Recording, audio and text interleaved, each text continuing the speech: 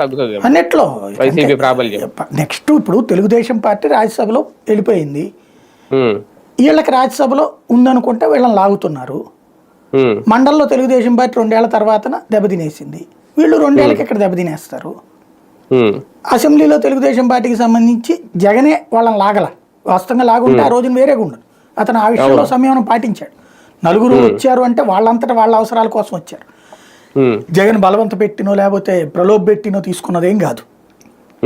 అట్లయితే నలుగురు తెలుగుదేశానికి కూడా పోయారు కదా ఆ టైంలో. చెయ్యాలనుకుంటే కనుక ఇవాళ తరహా వ్యవహారం ఉంటే ఆ రోజున జగన్ ఈ నలుగురు అవతలకు పోయేవాళ్ళు కాదు, ఆ నలుగురు యువతలకు వచ్చేవాళ్ళు, అయితే ఇంకో నలుగురు వెనక్కి వచ్చేవాళ్ళు.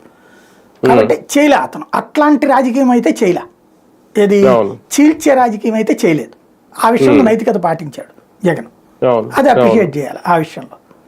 కాకపోతే ఇప్పుడు ఉనికికి సవాల్ అయ్యేటటువంటి సమస్య 2 ఏళ్ల తర్వాత జగన్ మాటలను ఎక్కడేనాలి.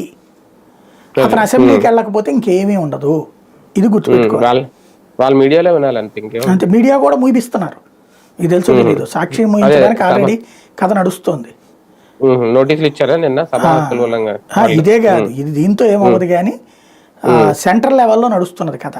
ఇది ఆంధ్రజ్యోతి వీళ్ళ మీద పిటిషన్లు వేసి దీన్ని ముయించే ప్రయత్నం చేస్తుంది ఆల్రెడీ.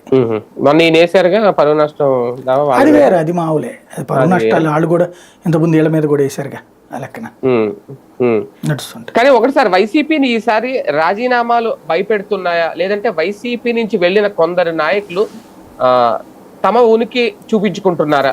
మేము వెళ్ళిపోవడం అంటే, లైక్ నేను ఎవరి గురించి మాట్లాడతానంటే ఇప్పుడు